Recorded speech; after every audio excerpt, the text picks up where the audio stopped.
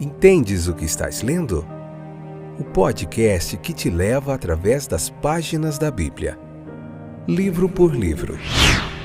Capítulo por capítulo. Uma exposição bíblica emocionante.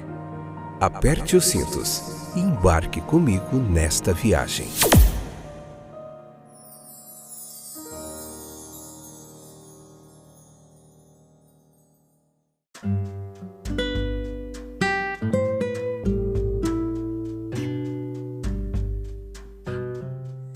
Olá, eu sou o Fábio e esse é mais um episódio do nosso podcast Entendes o que estás lendo? Que bom que você voltou aí para acompanhar a gente. Lá no Spotify, em outros streams, no Anchor, no Google Podcast, em vários reprodutores aí tá disponível esses podcasts de estudo bíblico. Tem sido muito legal. Hoje nós chegamos à marca de 50 episódios do podcast. Gênesis 33, alguns capítulos nós dividimos em várias partes, por isso ainda estamos no 33 e já estamos no episódio 50. Isso tem sido muito jóia.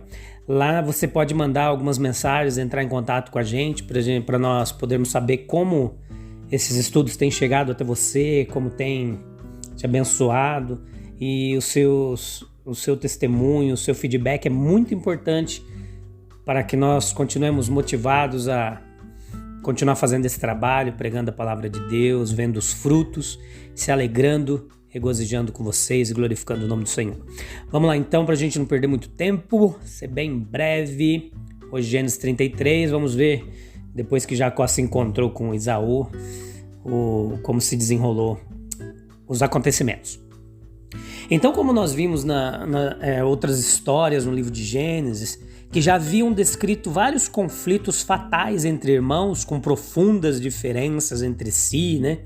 Então esse é o primeiro exemplo registrado aqui no capítulo 33, se você puder, leia com calma e depois escute a explanação. É um primeiro exemplo registrado na Bíblia de reconciliação entre irmãos que foram separados por discórdia, por desentendimentos, né? A história ela é contada com destreza, com beleza e encanto. Jacó ainda não estava certo das intenções do seu irmão. Então, dessa vez, foi um encontro repleto de emoção ali dos dois, né? Depois de 20 anos. Dessa vez ele colocou na frente as duas esposas, as esposas secundárias, né? Bila e Zilpa com os filhos, depois Leia com os filhos e por último Raquel e José, que era quem ele tinha um carinho mais especial. Essa ordem indica algo do valor relativo que ele dispensava aos membros de sua família. Mas dessa feita, em vez de permanecer atrás como pretendia a princípio, como diz no capítulo 32, no versículo 20, ele foi mancando à frente, né? Lembre que ele saiu mancando da luta com o anjo lá, e com aquele homem, né? E ele se curvou no chão 7 vezes. Para a surpresa de todos, Esaú não foi hostil, mas ficou profundamente comovido e alegre quando abraçou o irmão e o beijou. E juntos eles choraram na emoção do encontro, né? E passaram a se entender novamente. Esaú ele conhecia Jacó, mas não os outros. Por isso Jacó apresentou sua família, grupo por grupo, né? A cada grupo, por sua vez, cortesmente, ele se inclinou. O irmão mais velho ficou confuso com os 3 grupos de servos com presentes que o abordaram. Jacó explicou que os presentes eram dados para ele achar graça aos olhos do irmão afastado. Mas há muito que Esaú não guardava rancor contra Jacó e indicou que não precisava dos presentes. Contudo, aceitou-os quando Jacó insistiu bastante. Não eram necessários para apaziguar a raiva de Esaú, porque Deus, há muito tempo, já havia preparado o coração de Esaú para perdoar Jacó. Mas o coração de Jacó só foi preparado naquela manhã. Então os presentes representavam gratidão e afeto, em vez de apaziguamento. Esaú queria que Jacó voltasse para casa com ele na fortaleza escarpada e montanhosa de Seir, né, situada a sudeste do Mar Morto, onde vai se desenvolver depois os edomitas, os descendentes de Esaú vão crescer e vão habitar nessa região mais montanhosa ali. E Jacó, ele alegou que os rebanhos e a família o sobrecarregariam muito para manter o passo com Esaú e seus homens. Pediu e lhe foi concedido que fossem para o sul na sua própria marcha. A separação foi amigável e em nítido contraste com o modo como os irmãos tinham se separado há 20 anos. E aí depois do capítulo, depois desse encontro emocionante, tem a tragédia lá em Siquém, dos siquemitas, né?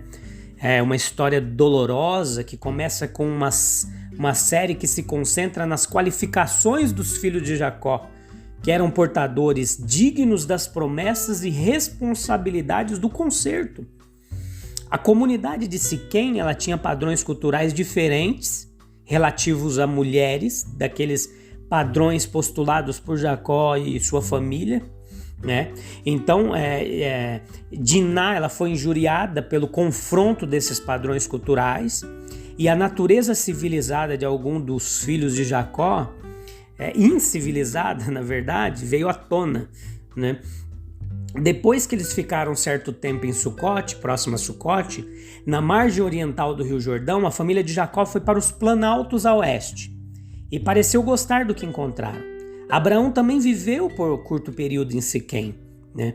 Mas Jacó, ele decidiu tirar proveito permanente dos férteis pastos a leste da cidade.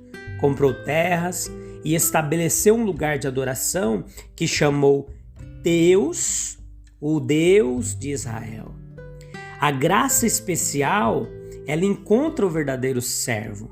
Sucote é melhor do que Seir e está a caminho de Shalom, paz. E é aí que o patriarca encontra descanso e constrói um altar, chamando de El Elohe Israel, né? Que é Deus, o Deus de Israel. Não apenas um altar para Deus, mas para aquele que se revelou como Deus fiel, o Deus de Israel, o Deus do seu povo. E aí ele disse: vamos embora, e irei adiante de ti.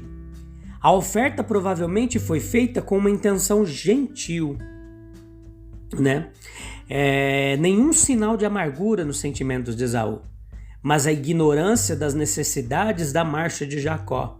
Lembra-nos da atitude de muitas pessoas do mundo para com os cristãos. A mente carnal, ela é inimizade contra Deus. No entanto, os homens do mundo podem ter consideração sincera pelos homens cristãos, dando testemunho inconsciente da excelência do cristianismo. E aqui é um perigo para os cristãos. Vamos viajar juntos, é o convite inusitado. Gosto de você, você é altruísta, confiável, e por que não? A boa vontade do mundo não significa uma mudança no coração. Sem qualquer aversão pronunciada a objetivos mais elevados, ele não os compartilha e não conhece nada mais real do que a terra. Há uma jornada que todos fazemos em companhia.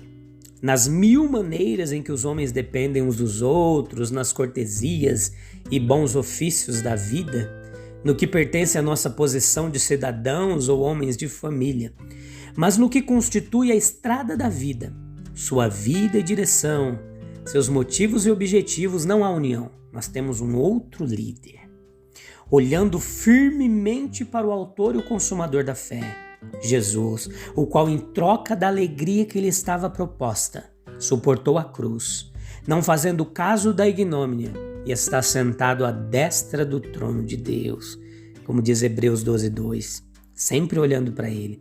Somos chamados para ser o sal da terra. É um erro evitar o contato com o mundo como perigoso para nós. Isso da antiguidade levou ao monarquismo. As palavras monasticismo e monarquismo vêm do termo grego monos, que significa só, aquele que passa a viver uma religião de forma isolada, o que não é uma conduta bíblica e saudável. Mas pode haver uma outra solidão espiritual, mesmo quando se vive na aglomeração de uma cidade. Em assuntos seculares, recusando-se a se interessar pelo que os outros se ocupam, como se Deus não tivesse nada a ver com isso, ou nas coisas espirituais, evitando relações cristãs com aqueles que não concordam em todos os nossos pontos de vista, né? ou estar ocupado somente com o nosso próprio bem-estar espiritual, se afastando de toda preocupação com o bem-estar dos outros, né? Então, algumas maneiras em que o mundo, em sua amizade, tenta os cristãos. Com fundamento, não há mal nisso ou naquilo. Não devemos pensar que todas as ações podem ser levadas a um padrão absoluto. Este é o espírito de legalidade, espírito de escravidão, e leva ao serviço parcial em vez da dedicação total. A lealdade a Cristo deve direcionar a vida do cristão. Um desejo de não apenas se evitar a desobediência direta, mas usar nosso tempo e poderes para aquele que nos amou e se entregou por nós. Nós devemos, pela demonstração de bons sentimentos com equivalente às graças cristãs.